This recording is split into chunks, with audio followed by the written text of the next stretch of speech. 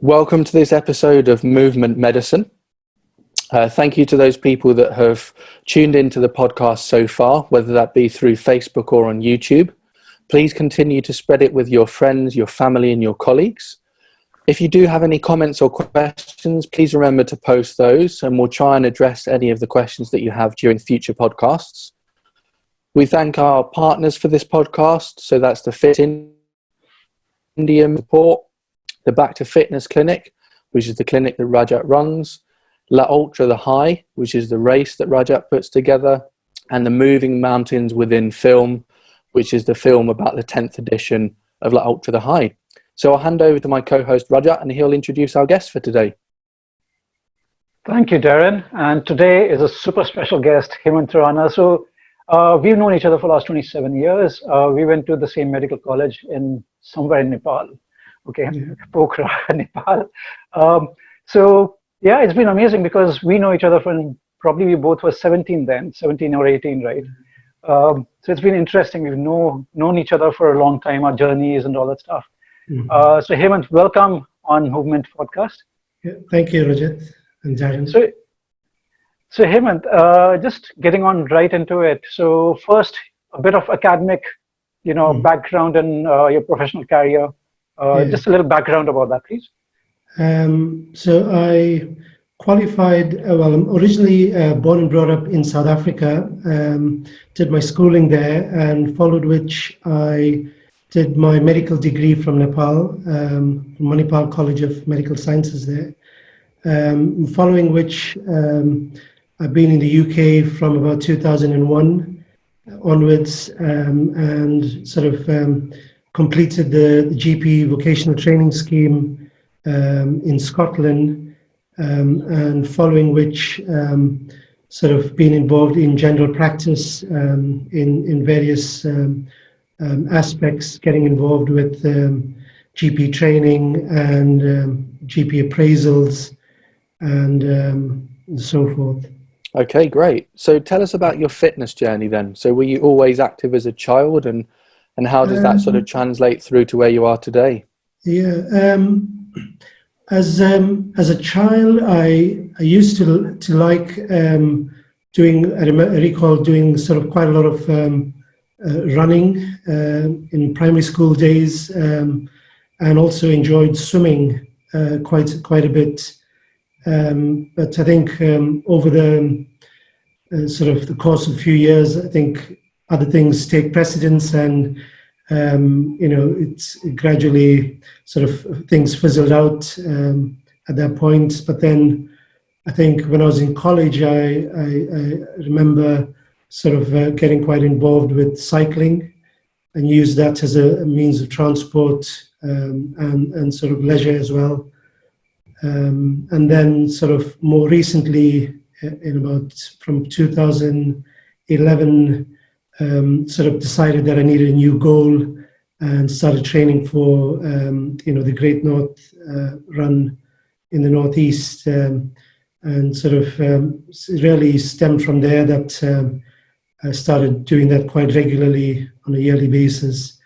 And sort of like with sort of anything, I sort of started off small and then gradually built the distance up over time. And sort of subsequently realized after doing that for a couple of years that my knees were sort of getting affected with only doing running. So decided to do a bit of mixing it up with doing the triathlon. So I did the London Triathlon in 2015, I believe, and sort of after that, a friend of mine got me involved with the London to Paris cycling challenge. So that was about 350 miles over 4 days. So that was quite an accomplishment to do. And again, I started off 6 months before the challenge, starting to train. And I suppose that was my biggest achievement, was being able to accomplish that. And since then I've been I did another event, which was London to Amsterdam and Brussels. So that was a cycling challenge again, but that was 250 miles over 4 days. Brilliant. Yeah. So how has that, like, your whole physical activity journey, how has it impacted your practice? Has it come into play? Do you prescribe different things? Yeah, I think being able to become more physically active has helped in sort of being able to prescribe this more appropriately to patients, because they will be able to listen to you more sort of in depth and earnestly if they realize you've actually done it, and that you've realizing that from if you're practicing that from your personal experience, they listen to that much more more better. So, I think that's what I've found out so far. Okay, great. So when you're seeing patients who have got sort of, diseases of a poor lifestyle, so whether that be obesity, hypertension, type 2 diabetes, how do you build exercise into their particular prescription that you give them? Well, I generally try and gauge at what point they are at present in their sort of journey. And if they've sort of at a point where they haven't started anything at all, sort of just try and gauge where they are in their cycle of change. So if they haven't started anything at all, then try to motivate them to sort of get up to walking a brisk walk every day. If they're walking, try to challenge them a bit more into doing a little bit more jogging. Just trying to increase their fitness level gradually over time, not trying to do it too quickly, because if you do it too quickly, you can sort of have a negative consequence. So it's just trying to build it up gradually over a period of time, and building their trust as well along the way, so that they could come back to you if there's any issues. I'd just like to pick up on a point that you made, actually.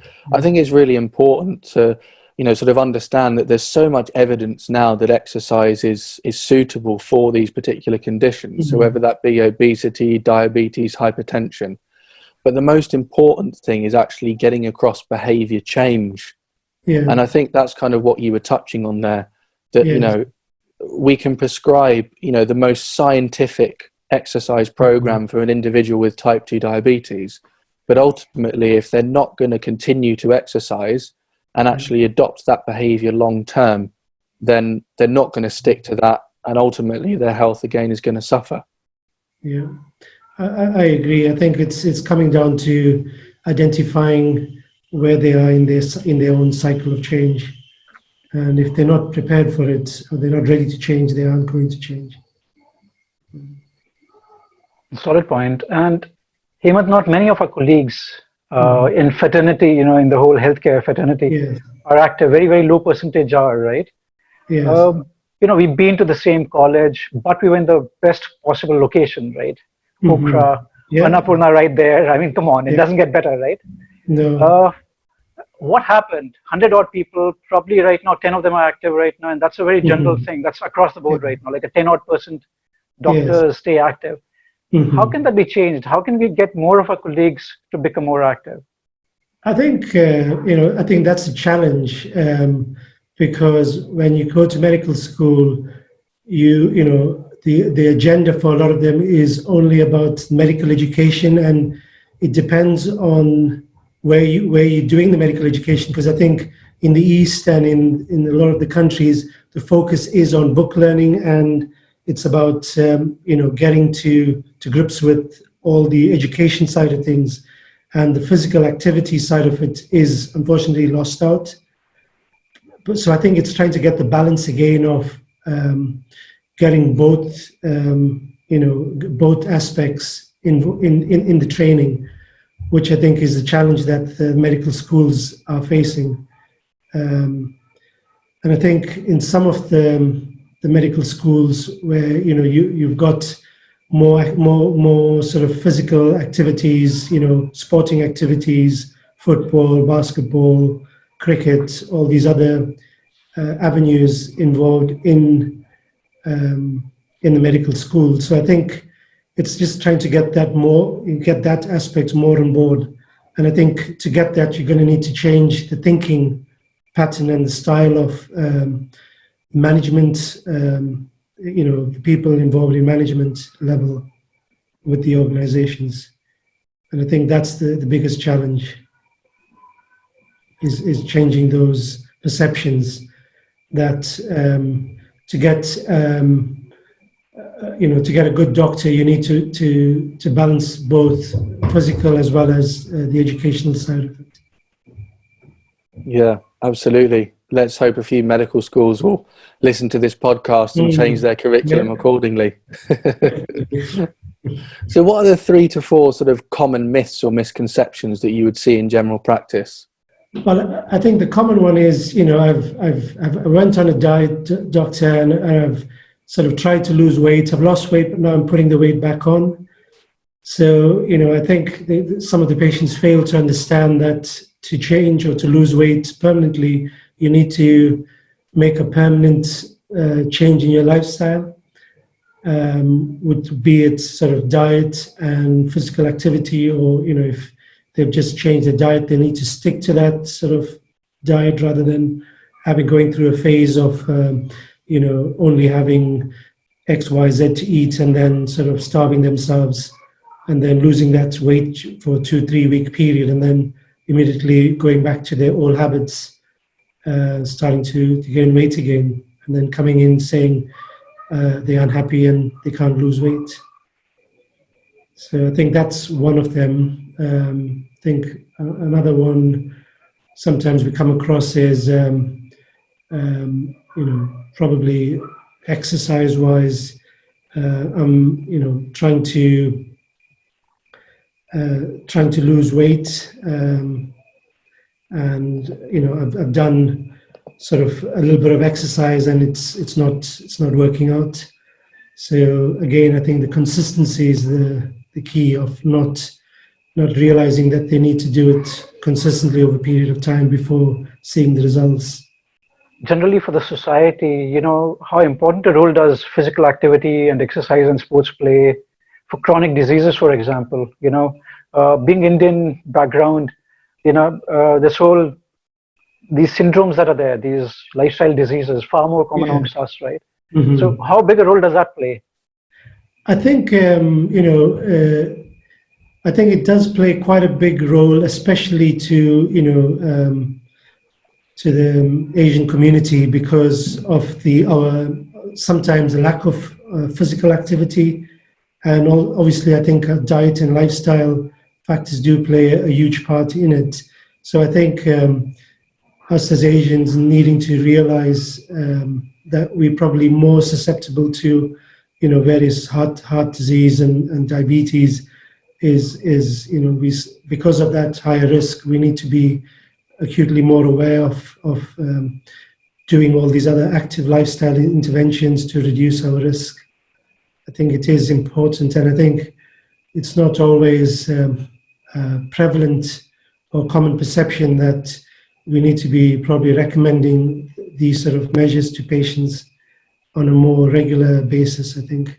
So obviously we're facing this period of lockdown. There's billions of people across the world who are restricted to their homes at the moment.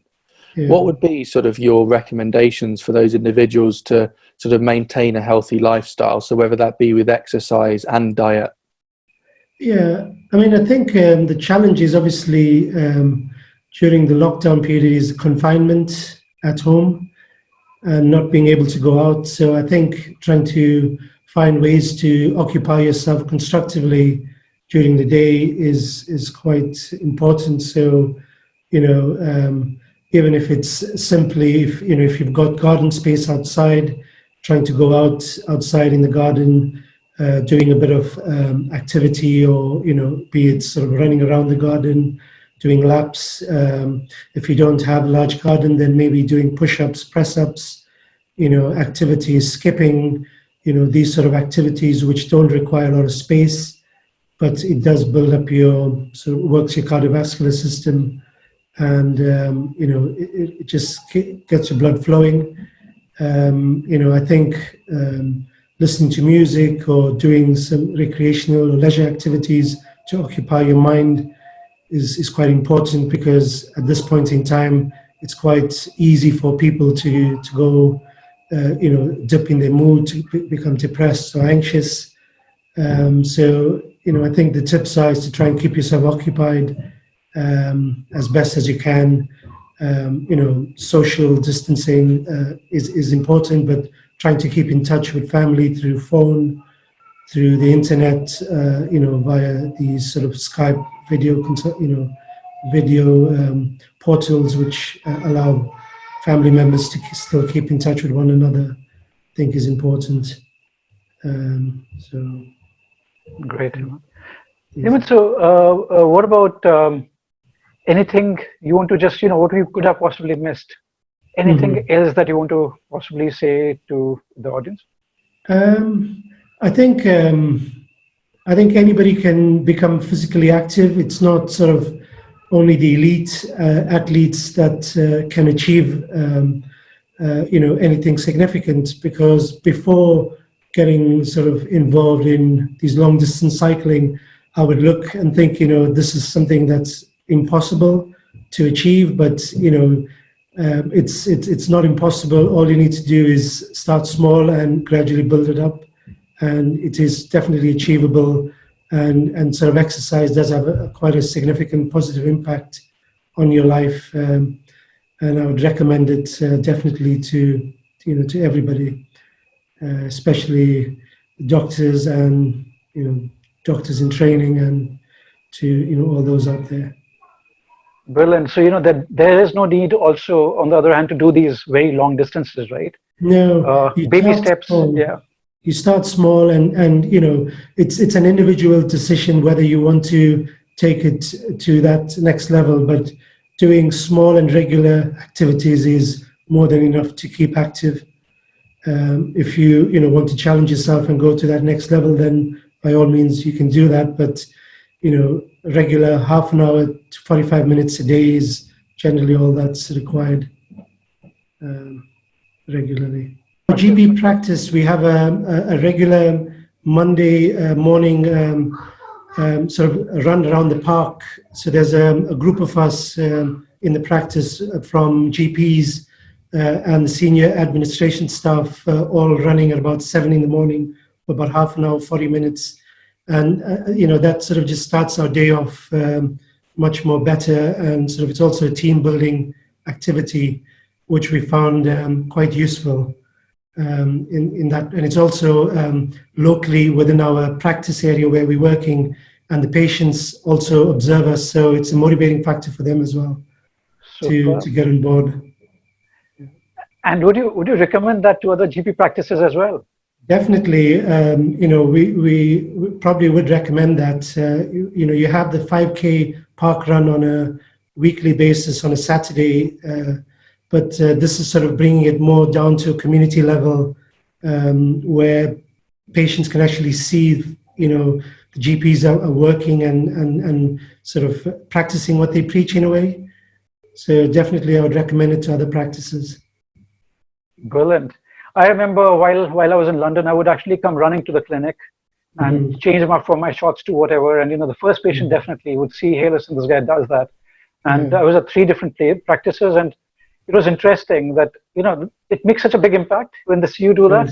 Yeah. You don't even have to say a word; they will then just do it because they've seen it. So I think leading by example, it makes a big difference. Definitely, I think that's the key. Yeah. Thank you, Hemant. That was brilliant talking to you on this podcast. So, we'll just call it wrap here. So, Darren, thank you so much.